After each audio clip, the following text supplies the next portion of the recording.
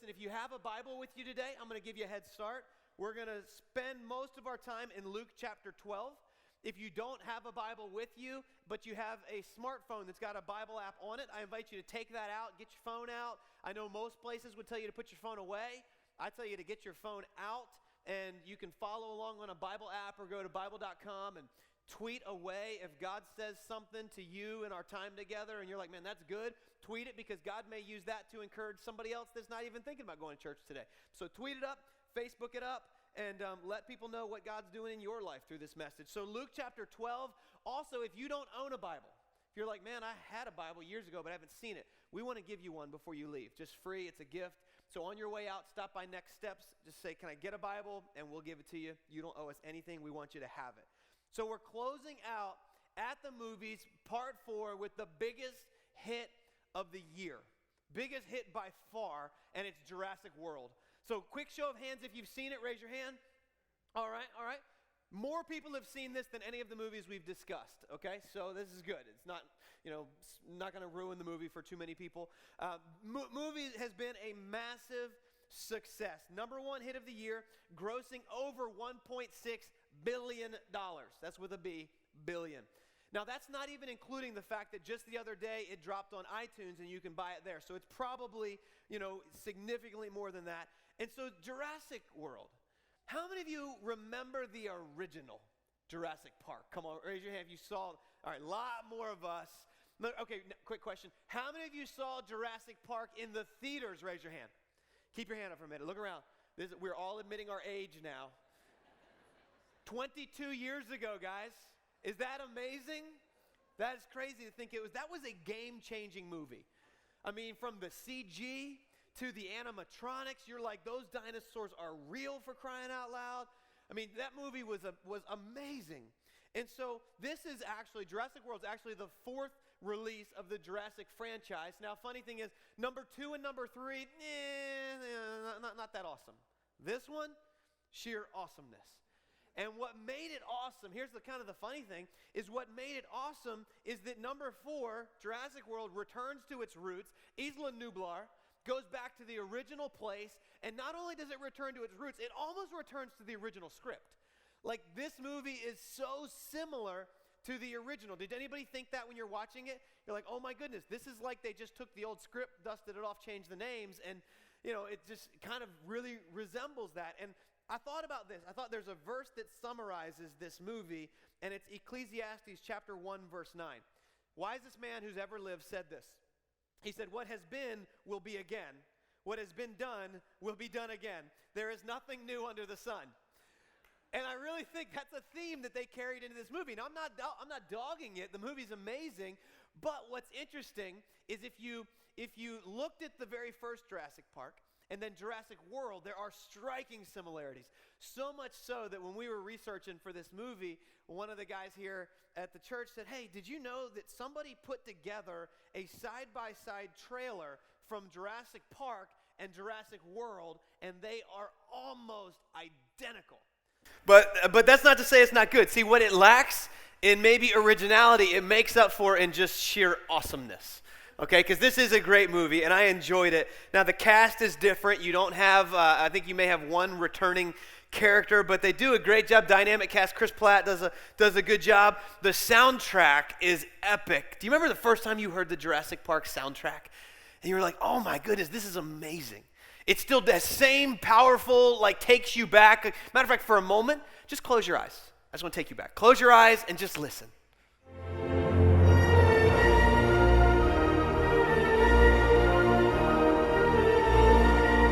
I don't know about you guys, but I am suddenly a junior in high school. Right? I mean, I just went back. We just time traveled together. And what's neat is, so the movie has a few of these nostalgic moments. There's moments when you see the original gates. There's moments when you go into the atrium of the original Jurassic Park and you see the original banner that fell at the very end. And then there's this moment where the boys discover the old Jeep YJ. I have a picture of it. Look at. And you know it's legit because, look, the hood is up and they're working on it. Because everybody's got a Jeep knows it spends more time like that. I could say that. I've had one for about a month now. It's spent a lot of time like that. But you see that and you're like, oh my goodness, this is so awesome. It went back and there's these moments that connect with you if you ever saw the original. And so here's where we're going to go today. So this whole At the Movies series is built around this idea that the reason these movies are big hits is because they connect with us on a deeper level. There's something about maybe our purpose or our calling. There's something that connects with us on a deeper level. And so the challenge became trying to figure out, okay, what's that level with Jurassic World? A lot of people are like, I can't wait to see where you go with this one. Because sometimes a movie connects with us, and it connects with us when we start thinking about our destiny, and we feel that in a movie. Or maybe it's the depravity of man, and we see our fallen nature. And so as we were trying to figure out what is the connecting point of Jurassic World, I remember trying to figure it out. I was like, okay, well, maybe it's like, don't play God with dino DNA. That could be a good preach a message on that maybe. Or what happened to the dinosaurs? Don't we all want to know that? And honestly, I don't have an answer for that one. Or maybe this one, don't drive your gyrosphere where you're not supposed to go. That's a good one. The boys should have learned that.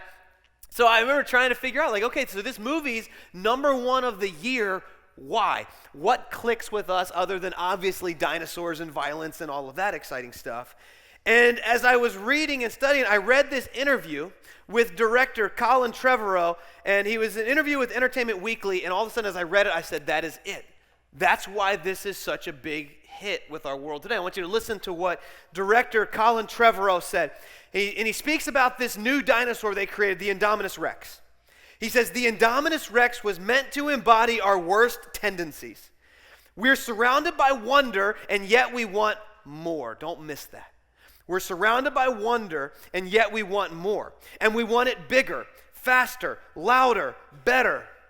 And in the world of the movie, the animal is designed based on a series of corporate focus groups. Like in the same way a lot of movies are. They sit a bunch of people down and ask them, what can we do to make the dinosaurs more entertaining for you? What would make you tell a friend to come to Jurassic World? And their answer is, of course, we want to see something bigger, faster, louder, more vicious. We want a killer, and they get what they ask for. When I read that, I was like, oh my goodness, that is describing the world that we live in. I mean, isn't it true? We live in the world of upgrades and updates and bigger, faster, louder, better. Like we live in the go big or go home world. And when you look around our world, we get very caught up in this consuming, and much of our world today, if we're being honest, is about outdoing what has been done before. It's about how do we do this bigger? How do we grow more? And so this movie is actually taking place. So this Jurassic World Park has been up and running. It's been up and running for 10 years. And it's been breaking revenue records, and they're doing a phenomenal job. However, they're realizing that the thrill of dinosaurs is wearing off. Like people are like, oh, dinosaurs, yawn, big deal. And so the thrill's wearing off, and the company's got to figure out, how do we revitalize interest? How do we revitalize revenue? And they have this idea to cook up a brand new dinosaur. It's all about bigger, it's all about more, it's all about selling. And what you discover when you start watching this movie is that the real monster behind the madness and the mayhem of Jurassic World is not Indominus Rex. It's actually something called corporate greed. And it's all about, how do we get more? How do we create more? How do we have more hype? And here's what happens. What happens when we become greedy is we become blinded to reality. We become blinded to our past mistakes. I mean, you like to think somebody would have said, hang on, remember a while back, remember my t-shirt, you remember what had happened? And we become immune to our past mistakes. We overlook warning signs. You know, it's been said, those who don't learn from their mistakes are doomed to repeat them. And you see, corporate greed is pretty easy to spot. Usually, you know, somebody on the inside gets sick of it, they blow the whistle, it winds up on the front page, we read about it in the news. But there's a distant cousin to corporate greed that is a lot harder to see, and his name is personal greed. And when I started looking at this movie, I thought, you know what? If we're not careful, we can literally model our lives very much after Jurassic World. It's all about bigger, it's all about faster, it's all about better. And when you watch this movie, especially when you go back through it and see it through this lens, what you'll see is that greed caused the Mizrahi Corporation to go bigger and bigger and bigger until it eventually ate them alive. Like, ta-da-ta, pow, pun intended. It took their life. And what we don't realize is in the same way, a lot of us are dealing with the same thing, but we don't even see it. One movie critic put it this way. He said, within the first 10 minutes, you can tell the characters who'll be eaten are the ones who exhibit greed. How interesting. Greed has a way of eating its own, yet we don't even see it coming. And the reason this is a big deal is because the Bible addresses this. It talks about it. Jesus took time to address this topic of greed, and I want us to talk about it as well. And so Luke chapter 12, if you've still got that saved there on your smartphone or your finger's still there in your Bible, get your gray note card out. You can write Jurassic World across the top. And Luke chapter 12, we're going to look at verse 13 today. And this begins a conversation where Jesus offers some pretty strong words. I want you to hear what he says. He says, someone in the crowd said to him, "Teacher, tell my brother to divide the inheritance with me." Now, just a little bit of cultural understanding of the day. If you had a brother, let's say there's two of you, and your dad passes away, the inheritance is not split 50-50. That's not how they did it. The older sibling would get a double portion of the inheritance. So when your dad's inheritance was split, it would be given 66% to your brother, 33% to you. Now, if you're the younger brother, you're like, time out. That's not fair. And that's most likely what's going on in this situation. This younger brother says, hey, Jesus, teacher, tell my brother that this isn't fair. Tell him, let's go 50-50. Let's split this down the middle, and look at Jesus' response. Jesus replied, verse 14, "Who appointed me a judge or an arbiter between you?" And so he's saying, look, this is not my job to tell you where the money is supposed to go. And then he continues on. He says this, verse 15. Then he said to them, watch out. Somebody say, watch out. Turn your neighbor and just say, watch out. All right, watch out. He says, be on your guard against all kinds of greed. Now notice, nothing is said about greed at this point. This younger brother's like, hey, just tell him this isn't fair. Like, split this down the middle. But Jesus knew his real motive was greed. His real motive was about getting more. And so he says, watch out, be on guard against it. Here's the deal. Greed can't see itself in the mirror. Here's what I know about you, and I know what I know about me, is none of us have woke up one day, looked in the mirror, and thought, my goodness, look at me. I am so greedy. We've never done that, but we see it in other people, don't we? We're like, man, they're such a greedy joker. Look at them. So we see it in other people, but we don't see it in ourselves. And that's why Jesus says, watch out, be on your guard against all kinds of greed. Then he goes on and says, life does not consist in an abundance of possessions. I think if ever there was a time that this message needed to be preached in a society that needs to hear it, it needs to be ours. So much of our generation, we spend time and we spend money buying things that we can't afford with money we don't have to impress people that we don't know. And it's all about more. If you turn on the TV, advertisers are telling us you'll be happy if you have this burger, this toothpaste, this car, this upgrade, and we buy it hook, line, and sinker. It's all about getting our hands on more. And yet Jesus says, hang on, be on guard, because life does not consist in the abundance of possessions. Here's what I want you to write down. First thing, put down in your notes, because this is what Jesus is saying. He says, stuff does not equal life. Your stuff does not equal your life. Your net worth does not determine your self-worth. And so often, though, we tell ourselves, I am what I have, and if I have more, then I must be worth more. And Jesus comes against us and says, hang on. You're wanting me to tell you that the inheritance needs to be divided and this and that. No. You're being greedy. Your stuff does not equal your life. I know that our world says go big or go home, but can I tell you, if you were faced with a decision to go big or go home, just go home. You can go big tomorrow. You see, nobody tells us this when we're faced with that decision. It's like, this is the deal of the century right here. Have you ever felt that way? You ever been out looking for something and this was a one-time only act now, or else this won't be around tomorrow? Buy today. This is you'll never find another deal like this. Listen, if you're tempted to go big or go home, just go home, because I'm telling you, you'll find that deal or better tomorrow. Fight the urge to just simply upgrade because you can. Fight the urge, because what is happening is inside of us. We don't even realize it, but it's greed grabbing the controls and wanting to drive our life. And so many people in their life went big with the choice of going big or going home. They went big and now they can't go home. They lost it in the process. And what I want to tell you is to just back up for a minute and realize Jesus is saying, listen, your stuff doesn't define your life. The labels and logos you wear, they don't define your life. The car that you have, they don't define your life. Here's what I want you to notice. I want you to notice he doesn't say it's wrong to have possessions. He's not saying that. See, oftentimes when I talk about greed, I'm afraid that somebody's going to walk out hearing that it's wrong to have things. It's not wrong to have possessions. Matter of fact, it's not even wrong to have nice possessions. So if you drove here in a nice car, don't feel bad about driving home in a nice car, okay? I don't want you to hear that. What I want you to realize is this, and write this down in your notes. It's not wrong to have possessions. It's wrong for possessions to have you. There's a difference. It's one thing to possess something. It's another for something to possess you. And if there's something, whether it's in your closet or in your home or in your garage, that you cannot imagine yourself living without, there's a good chance your possession is possessing you. And maybe you ought to just get rid of it. But there's nothing wrong with having those nice things. Jesus never comes against us for having nice things. It's when the nice things have us. Then he continues on in verse 16. And he tells them a story. It's called a parable. And here's what he says.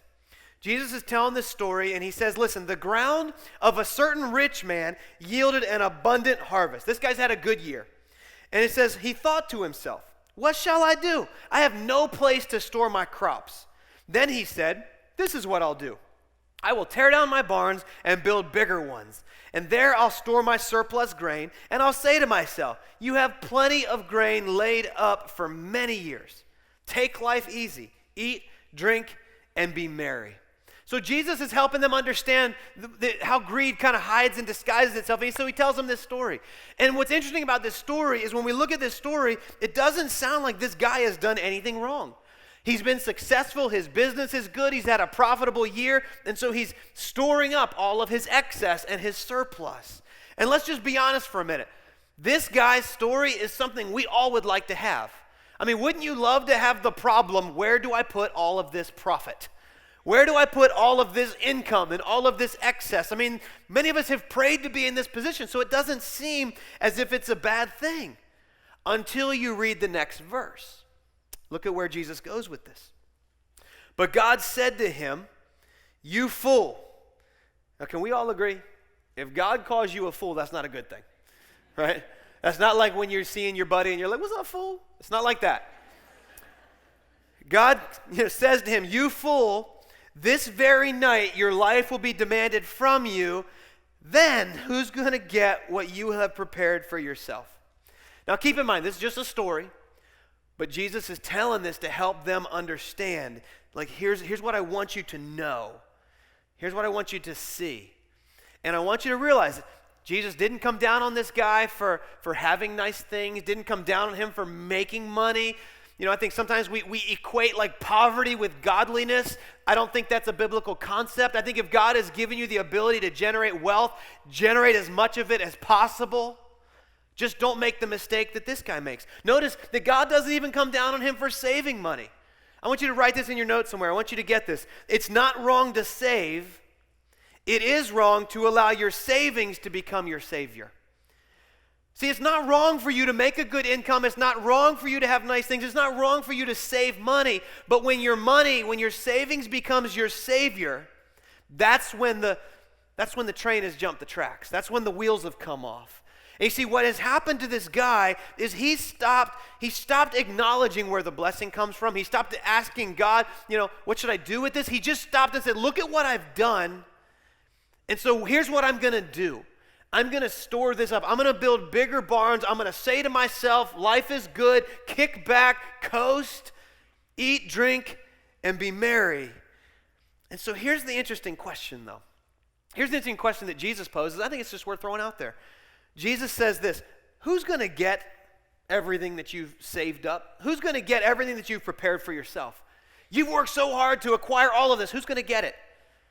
Now, he doesn't answer it because we all know the answer. We see this play out in our life today. We see someone, a wealthy relative, passes away, and then everybody rushes in to try to get what they can, and siblings start fighting, and families get divided. I mean, that's typically what happens because all of a sudden greed kicks in, and we think we've got to get what we can while we can. And Jesus is just saying, let me warn you. Let me warn you. And he says this in verse 21. He says, this is how it will be. This is how it will be with whoever stores up things for themselves, but is not rich towards what? Say it with me. Is not rich toward God. You're not rich towards God. See, the problem's not that this guy made a bunch of money. Nothing wrong with that. The problem is he gave no consideration as to what he should do with the increase.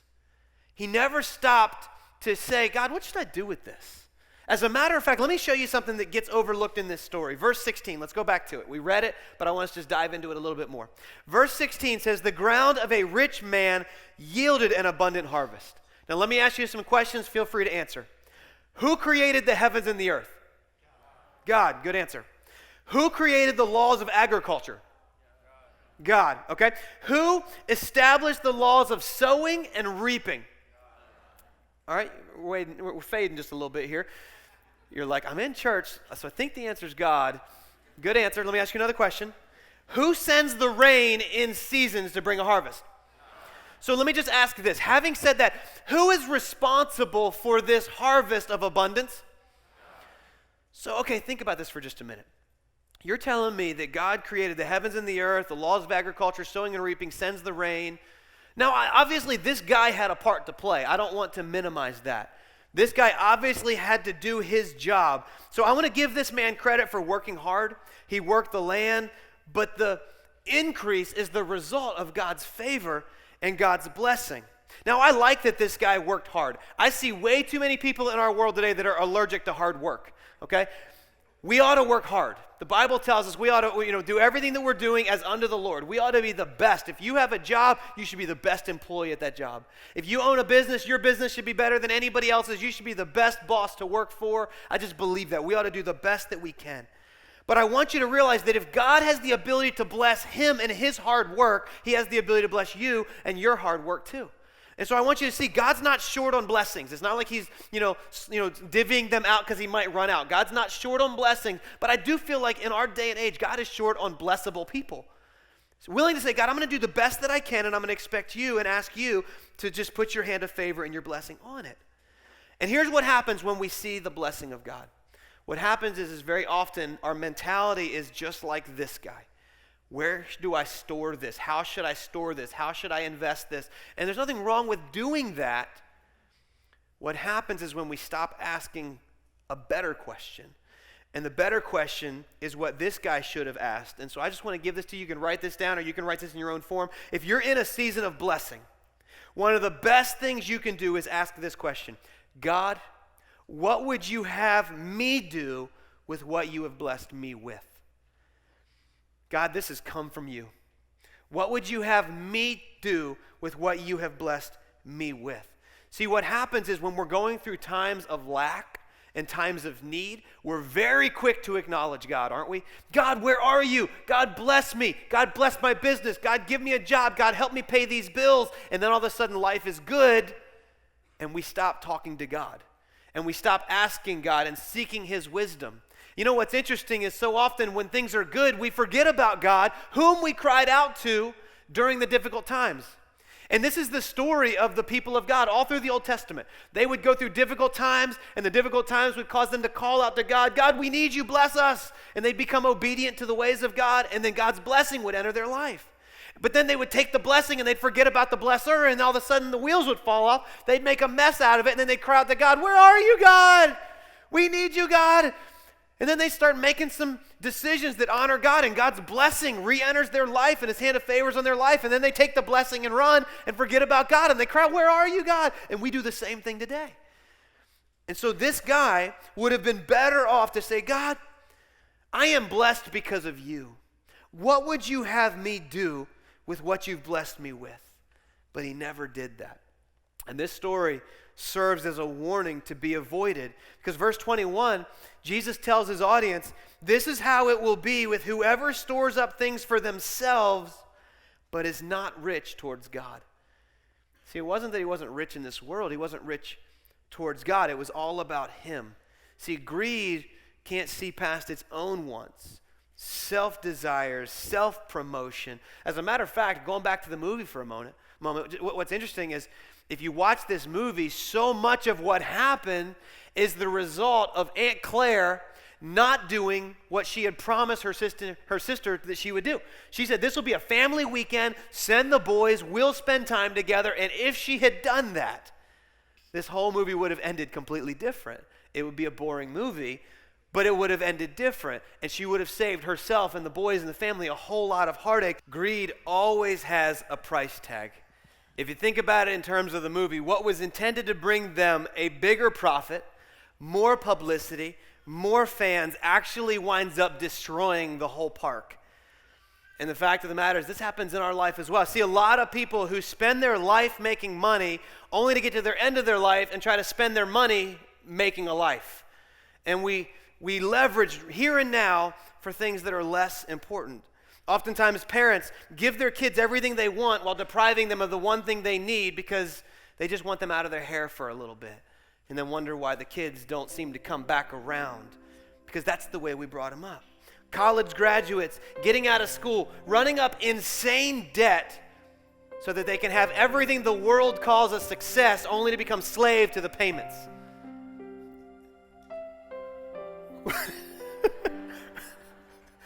What are you playing? I just heard it.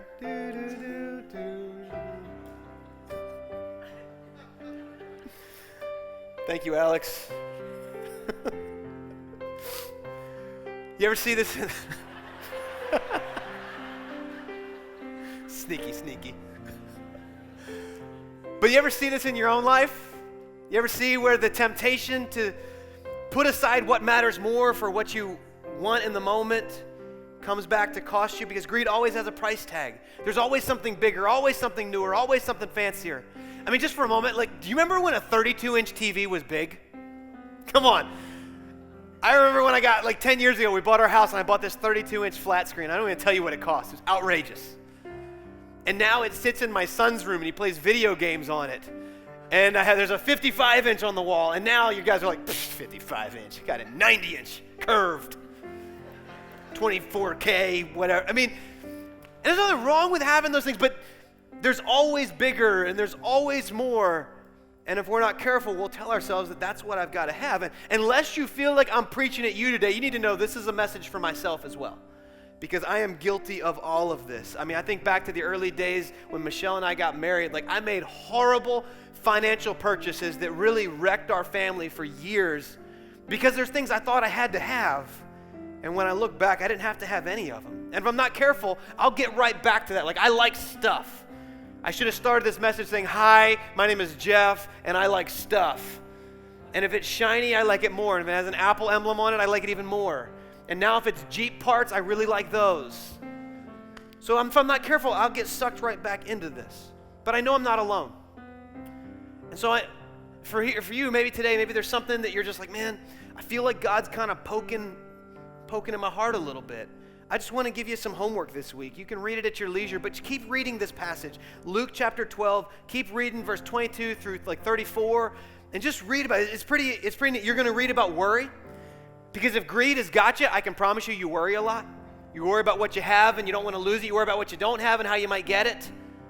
Worry is a very real deal. You'll read about how God knows what you need even before you ask Him. He knows what you need before you know what you need. You'll read about how God is more capable than you ever dreamed possible. He's more capable of providing for you. You'll read about how God loves you, how God feeds the animals. You'll read about how to break the curse of greed, because it's something that needs to be broken. Don't feed greed. Break it. Greed is a monster that must be taken down. It's not going to go away because you ignore it. It's going to go away because you slay it. You kill it. There's this scene in the movie where the Indominus Rex has gotten out, and Mr. Mizrahi sends a team in to try to capture it. And all of a sudden, Chris Pratt acknowledges that they're using non-lethals to take this thing down. He's like, are you crazy? All your men are going to get killed. And Mr. Mizrahi responds by saying, we've invested $26 million in this asset. We can't just kill it. And what he doesn't realize is if you don't kill it, it will kill you.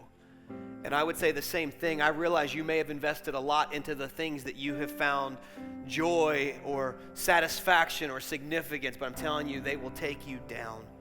They'll take you down. You've got to cut it out. You've got to kill it. And here's what I want you to know. Write this in your notes. The way to do that is this. Generosity breaks the grip of greed. Generosity breaks the grip of greed. Oftentimes, greedy people say, I can't afford to. I can't, because if I do that, then how will I do this? Listen, let me just tell you, the way you break the grip of greed is you make a conscious decision to be generous. You just say, you know what? I'm going to be a generous individual. There may be something that you have that you're just going to give away because it's valuable to you. And you feel like instead of you possessing it, it possesses you. And you're going to go home today and say, you know what? I'm getting rid of it. Will you miss it? Yeah, you'll probably miss it. But what you'll find replaces it is generosity and joy. There's something amazing when you're able to give generously. For some, what you need to do is go home and write a check to somebody with no strings attached. Or even better, go to the ATM out here, get cash that can't be traced back to you, find somebody that you can bless, and you just kind of put a blessing out there, stick it in their Bible, put it, somewhere they're going to find it, and when they ask about it, you just play dumb. And say, wow, that's amazing. God is good. And I'm not telling you to lie. I'm just telling you can't play dumb. You know how to do that, right? We're good at that.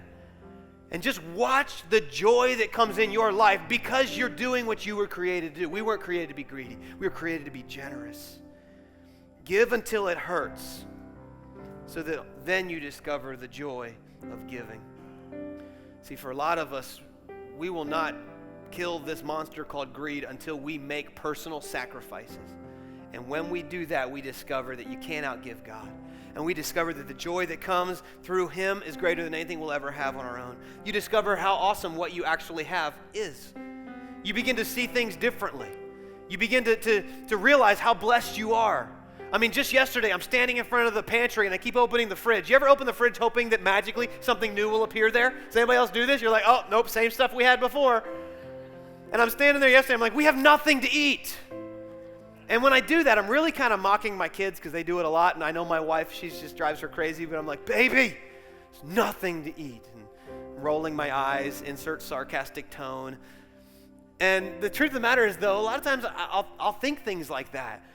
When I don't realize how blessed we really are, that I eat better than, most every nation in the world, that, if you've been on one of our mission trips to Nicaragua or Uganda, we have things that they can't even dream of, like leftovers. Can I just be honest? I hate leftovers. Like, if it was that good, we would have eaten it all the first time around.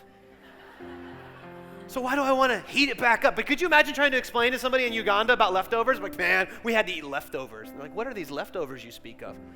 Oh, when you had too much food to finish the first time? Too much food. No, I don't get that. Yeah. You put it in that box that keeps it cold all night so that you can put it in that smaller box that heats it back up. What are these boxes, these magical boxes you speak of? Like, it would blow their mind. And if you want to get down to it, our garbage disposals eat better than most of the people in the world. We just forget. And I tell you, when we just begin cutting out that greed from our life, we see things differently. We discover that there's no amount of material things that can make up for the spiritual blessing of helping someone else. And I want you to discover that. I want our church to discover that generosity breaks the grip of greed, just as Jim Elliot did. Jim Elliot was a missionary who gave his life in Ecuador, died at the age of 28, at the very hands of the people he was trying to reach. People would say, what a waste, what a tragedy. Not him. Not him. When they discovered his journal, here's what he had written. He said, he is no fool who gives what he cannot keep to gain that which he cannot lose. He said, he is no fool to give that which he cannot keep to gain that which he cannot lose. What is he saying? His life wasn't about stuff, wasn't about material possessions. I mean, we're not taking that to heaven with us anyway. The only thing we're going to take to heaven are people. So what if we leverage what God has given us? What if we say, God, what do you want me to do with what you have blessed me with? How can I make a difference in the world through generosity? And what you're going to find is that greed, corporate, personal, is going to fall away from you, your life, your business, as you are a blessing to other people. That's how God designed us to live. Would you pray with me?